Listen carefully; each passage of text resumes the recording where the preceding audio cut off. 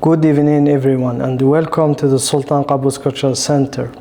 It's truly a privilege to host Professor Gábor Ágoston, a distinguished historian at Georgetown University, where he has taught since 1998 and specialized in the Ottoman Empire. He has also taught at several prestigious universities in Hungary, Turkey, and Qatar. He has published numerous books as well as more than 90 articles and book chapters in English, Turkish, Hungarian.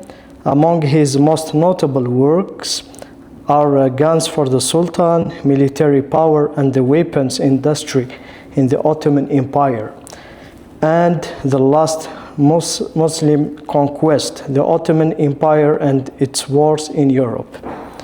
In your book, The Last Muslim Conquest, the Ottoman Empire and its Wars in Europe, you offer a rich and compelling account of the Ottoman Empire's presence in Europe. I'm delighted to discuss some of its main ideas with you today. Thank you very much for having me. Yeah. So, Professor Ágoston, what motivated you to write this book on the Ottoman Empire in Europe? There were several reasons. My first book, I debunked the Eurocentric view and the Orientalist view that the Ottoman Empire and the Muslim empires in general were not able to follow the military changes because of the Islamic religion. And so I proved that the Ottoman Empire was one of the most important so-called gunpowder empires of the 16th century, a superpower really. But then, if you get to the 18th century, they are suffering defeat at the hands of the Habsburgs or the Russians. So I wanted to understand this.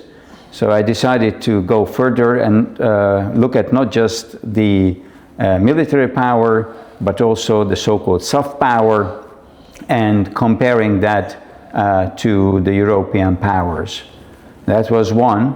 Another one was that I was very, very unhappy that I was reading all these European histories and the Ottomans hardly appeared unless they were defeated at Lepanto, then they mentioned, and they mentioned the failed sieges of Vienna. But I thought you cannot understand European history without the Ottoman Empire. Yeah. Your book places the Ottoman Empire firmly within European history rather than outside it. Why was this perspective important to you?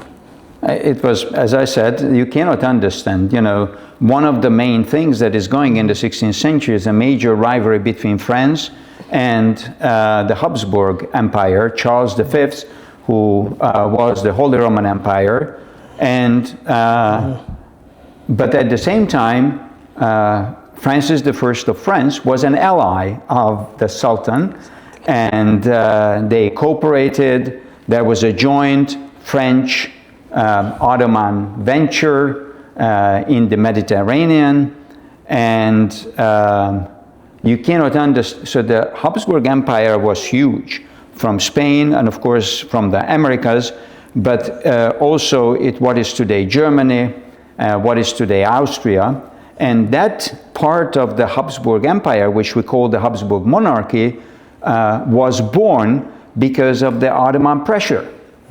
Your book presents the Ottoman Empire as organized, adaptive, and politically sophisticated. What do you hope readers understand better about how the empire functioned? So there are many misconceptions about the Ottoman Empire. One is that it was a rigid, centralized empire. In fact, it was very, very flexible empire. It was a Muslim empire. And after they conquered Mamluk Egypt and Syria, they were the protectors of Mecca and Medina. Mm-hmm. So Islam was very important as an identity. But at the same time, it was a multi-ethnic, a multi-religious empire. And after they conquer Constantinople, Byzantine Constantinople, which is today known as Istanbul, the population of the city is only 60% Muslim and 40% Christian and Jewish. If you go to the European part of the empire, which was called Galata, still Galata in Istanbul, it was majority Christian and Muslim, Christian and Jewish, and only about 40% in that part of the city were the Muslims. So in the bureaucracy, there were many converts. There were many who came as adventurers. Then they went to the palace school, were educated. I always call the palace school was the Yale or the Harvard of the 16th century Ottoman Empire. So they were multilingual, very well-educated people who were running this empire. So I want the readers to see this very, very flexible, multi-ethnic, multi-religious nature. And the population as well. The population of the empire was majority Christian until they conquered Cairo, until they conquered Syria and Damascus. And of course, if you have such an empire, you have to have a very pragmatic administration. And they preserved many of the privileges of the Christians or the Jewish communities. When the Jews were expelled from Spain, they went to the Ottoman Empire because they had more freedom there. Yeah. The Ottoman-Habsburg rivalry is central to the book. Why this relationship so important for understanding early modern Europe? So, as I said, think of the Habsburg-Ottoman rivalry as during the Cold War, the rivalry between the United States and the NATO allies and the Soviet Union and the Ostbloc, the Eastern Bloc. It defined everything. And you cannot understand how different states emerged. You cannot understand how the military evolved in Western Europe and in Central Europe. You cannot understand even the Protestant Reformation, because the Ottomans played a crucial role by conquering what is today Hungary and besieging Vienna. That forced the Habsburgs, by the way, the Habsburgs came to power in that region, what is today Hungary, what is today Slovakia, what is today the Czech Republic and Austria. This is the Habsburg monarchy, after the Ottomans defeated the king of Hungary from a different dynasty, the Jagiellonian dynasty, and then the Habsburgs were elected, because these medieval states in that region are elective monarchies. And we can go further, how the Ottoman military pressure shaped the institutions, the finances, and the military in that Habsburg monarchy, centered and ruled from Vienna by Ferdinand of Habsburg, who was the younger brother of the Holy Roman Empire, Charles V. When you compare the Ottoman and the Habsburg, what similarities or differences stand out most in how they organized power, diplomacy, war, fiscal system? So, at the beginning, when they face each other in the early 16th century, the Ottomans are more centralized, better organized, they have a superior army. That forces the Habsburg monarchy to modernize their army, centralize their administration, modernize their military. It was in response to the Ottoman challenge. At the same time, the Ottomans are not just fighting the Habsburgs in what is today Hungary and Slovakia, but at the same time in the Mediterranean Sea, they are fighting Charles V. But at the same time, they have another enemy, the Safavid dynasty in Iran, which again becomes a Shia opponent of the Ottomans. So you can see a balance. For some years they are fighting in Europe, either in the Mediterranean or in Hungary. Some years they are fighting what is today Iraq today, or eastern Turkey, southeastern Turkey, with the Safavids. And that limited the Ottoman possibilities. And by the 16th century, they overstretched, overextended, and they had to modernize their military, and they were gradually going from a centralized, more centralized military towards a less centralized military. At the same time, the Habsburgs are going towards a more centralized military. Yeah. How would you compare leaders like Suleiman the Magnificent and Charles V? So they are very, very similar in many ways. They ruled for a long time. They were very, very talented. They were very hard-working monarchs, and both inherited opportunities and a huge empire.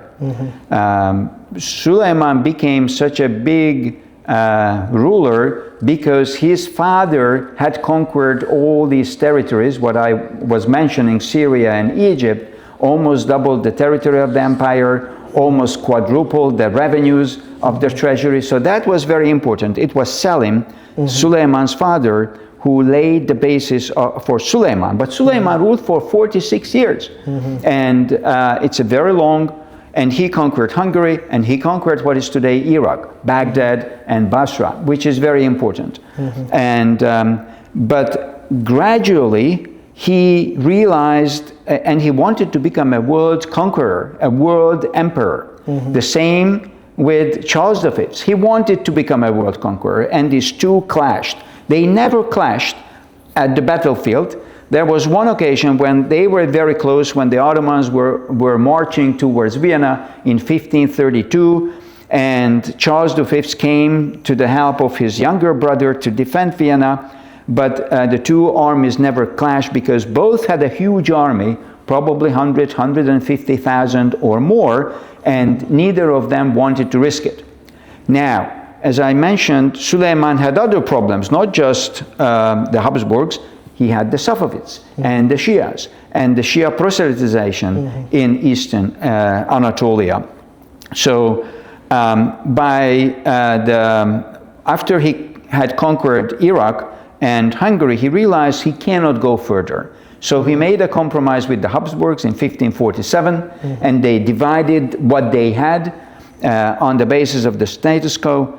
And there is a very famous treaty between the Safavids and the Ottomans in 1555, which is also a religious treaty because they both accepted, the Ottomans soon as accepted Shia and allowed the Shia pilgrims to go to Mecca, which they controlled, the routes to the Hajj. And at the same year, it's just by an accident, but it shows you what was going on in the world, or in Europe. There is another peace treaty in Europe in 1555 between Charles V, who was the self-appointed protector of Catholicism, and the Protestant princes in Germany. And it allowed the Lutherans, the Protestants, to practice their religion. So there are many, many similarities. They both were major conquerors. They had enormous power, but towards the end of their rule, they both realized the limits of their empire, and they both made compromise with each other and with their other rivals. Yeah. One of the strongest ideas in the book is that war was not only about battles, but also about logistics, finance, fortresses, administration, diplomacy, and intelligence. How did this system support Ottoman power?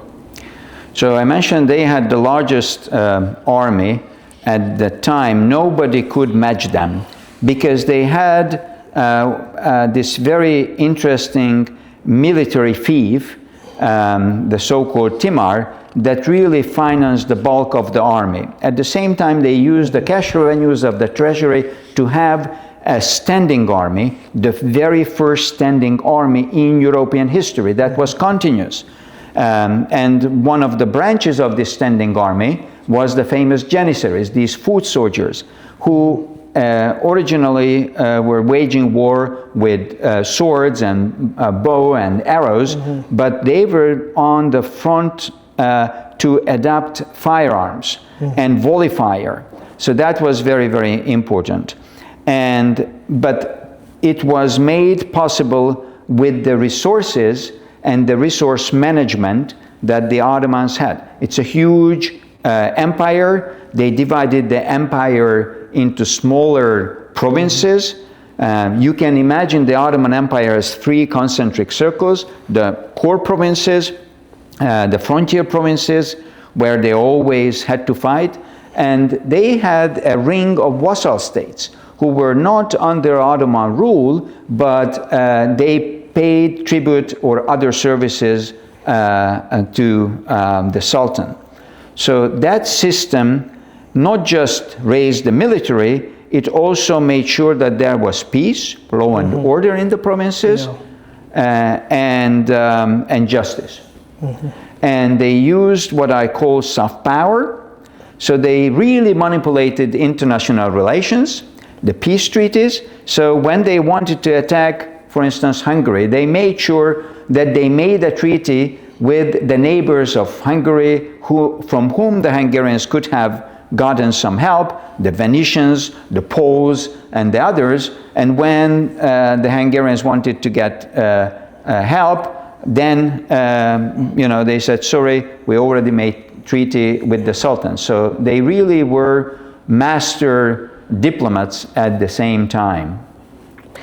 Your book uses administrative, financial, diplomatic, and military archives in a powerful way. What did these sources reveal that traditional battle narratives often miss?